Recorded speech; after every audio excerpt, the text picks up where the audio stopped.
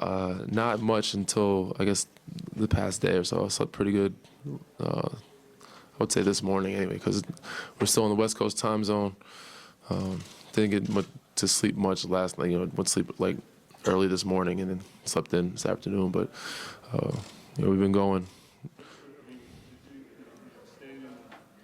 We stayed in the Bay after the game, and then the families flew home. Some of us, the team anyway, we went to Vegas. Stays there. I don't know if you heard that before or not, but Vegas was a good time. And then, there was a group that went to LA after, and a group that came back home. I was one of the guys that wasn't built for that continuance of partying LA scene, so I decided to bring myself home to get a day or so. But I heard LA was nice, Vegas was nice too. But it was good, team fun, enjoy each other before everybody breaks out and disperses after the parade. I'm sure guys are flying as soon as it's over. Some guys are getting out of town, but to get a couple of days with each other to enjoy it, I thought it was important and a good time. You've won a title before. Mm-hmm. Some of the guys who come in here haven't. They almost still can't quite process it. How long maybe does it take to kind of accept that you're a champion and that it's over and you can enjoy it? I think the first one anyway. I say my first one is if I won a bunch of them. Just the first one that I won, it took me a while. Probably sunk in a little more when I got the ring the next season, and then sunk in more each year of how hard it was to get back there. So I definitely appreciated it more this time around because I know how hard it was. I was pretty spoiled in San Antonio. I was. We went to a bunch of Western Conference finals. We won a lot. Got to the finals back-to-back years. And I just thought, it's part of the life. It's a part of a lot of guys never make it there. And I kind of understood that more as these last 5 years have passed, how hard it was to get there and also get it done. Just being and having a lot of luck on our side, being healthy, the healthiest team at the right time. This was and it probably won't sink in for them. I said until they get the ring, and then probably some years later, especially for the young guys. Pat McCaw, he's got 3 of them. I don't know when it's gonna sink in for him. But if anybody's looking for a good luck charm, it's the guy to sign, I would say. Danny, following up on that question, you were part of that Spurs team that knocked off a 2-time defending champion, Mm-hmm. and now you're part of a Raptors team that knocked off a 2-time defending champion. Mm-hmm. So it's somewhat similar, but what does the weight of that history feel like to you, and can you compare and contrast the experiences at all? I try not to. I don't like to. It's just different times, different eras, different teams. Obviously, 2 very good, ball clubs, organizations, but just different, times, different generations. Obviously, younger LeBron, younger D Wade, and Golden State. They were banged up. They didn't have a full strength, but they're still a very good, team, regardless of who's on that floor for them. They make you earn it, and we had to fight and scratch for every, win every possession that we got. Even with Klay and KD out, but you never you never want to see, guys like that get hurt or be out. You want to play them at their full strength, and I think it'd be interesting and more fun to see if possible. If we can match up with them at their full strength at some point, and you never know, it might happen again in the future. Hopefully. The future, obviously, a free agent. You spent much time to Mm-hmm. be back here. Mm-hmm. How much does Kawhi's situation impact that, and what would you say to him about his free agency? Obviously, you've been his teammate for a long time. There's not much for me to say to him. He's a grown man with kids. I don't have any kids yet, but we're both grown, make our own decisions for what's best for him and his family. He's going to consult with his family, his agency, and whoever else he keeps close to him, and make a decision just like I'm going to do the same. But I think his decision impacts, not be foolish here, it impacts a lot of guys' decisions, because he can change a whole organization, he can change a whole team, he can change a lot of guys' careers or make a lot of guys' careers easier. So that decision weighs on, I think, a lot of other guys' free agency decision. But for me, some weight on it, his decision, but mine is just, figuring out what's the next chapter for me, the best position for me. And this one was a fun one, and I liked it here. And I would definitely say love to come back and be here. But you don't know what's in store. got a couple weeks before free. Luckily, so we took it all the way down the stretch as far as we could, to where we don't have to wait too long for free agency. So that makes it easier. But enjoy the parade tomorrow.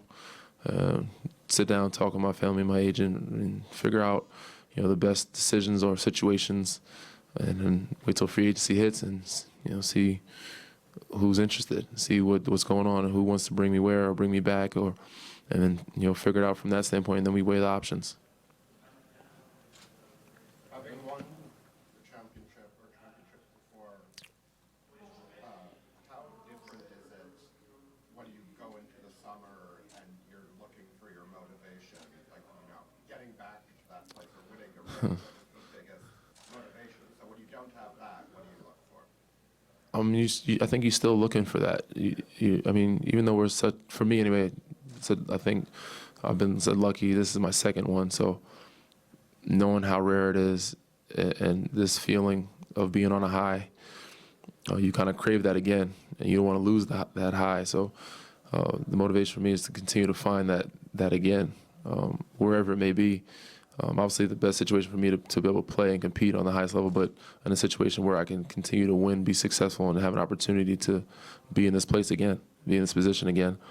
But I think everybody else, the motivation is to continue to compete at the highest level, continue to win games, and some guys, just provide for their families. They want to continue to, have the best job in the world, doing what they love to do, playing basketball and earning a contract. So I think, a lot of guys going, I want to earn another contract and I want to win. I think all those things come into play. But for me, obviously, I would love to continue to keep playing basketball in the NBA. That's my motivation, to try to continue to keep a roster spot, fool a couple teams to keep me around for a little bit longer, but also to win some games and stay on this high and hopefully never come down. I didn't get a chance to ask you this during the celebration. Uh-huh. What was it like watching the last 11 seconds given away, the previous possession? Oh man, it was I was probably most stressed than anybody in the world there. I was on a suicide watch. Probably shouldn't say that, but yeah, it was stressful for me. And even Kalo after the game was like, "Are you all right? You here? Are you with us? Or what's going on? Let it go. Flush it." I was happy. I was enjoying myself, but I really did thought I cost us the game in that the final possession on offense. But said Mark was great. Jalen was great with keeping me positive. Like, we're gonna get this stop, man. Don't worry about it. There's not much you can do in that situation. You were caught in a corner. He's a pretty good defender. You did what you could. You gave him an outlet at least. You gave me all the positives. It made me feel good about myself when I know I screwed it up. It was rough. But hopefully in a couple months, nobody will ever remember that play, forget about it forever. And, hopefully they can take it off the little ticker. How do you do the little ESPN, that's talking? The play-by-play? Yeah, try to delete that from the play-by-play if we can. Anybody got any pull on that? No. The play when Klay went down, Mm-hmm. just maybe walk through that because it got lost. Yeah, well, I know I wasn't. I tried my best to. I haven't reached out to him personally, but I did through other various routes.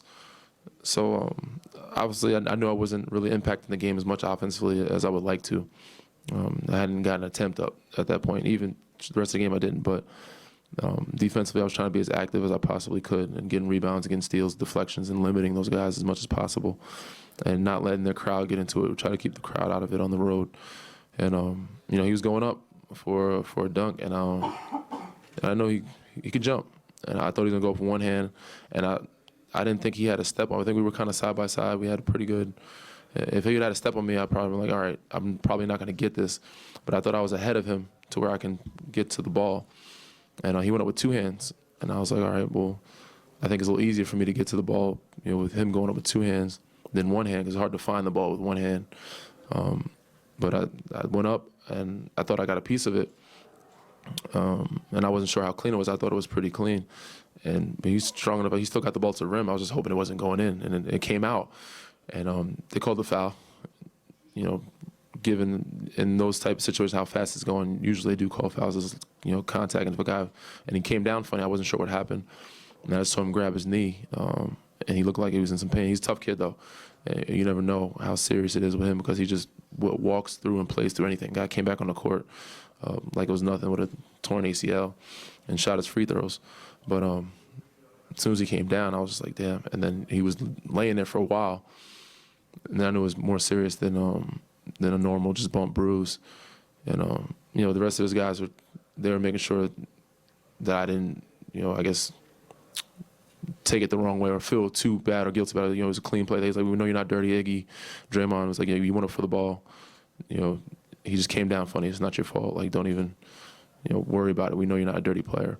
And I wanted to check on him at the foul line. He was like, I know you're not. I know you didn't do it purposely. Just, weird play, it happens.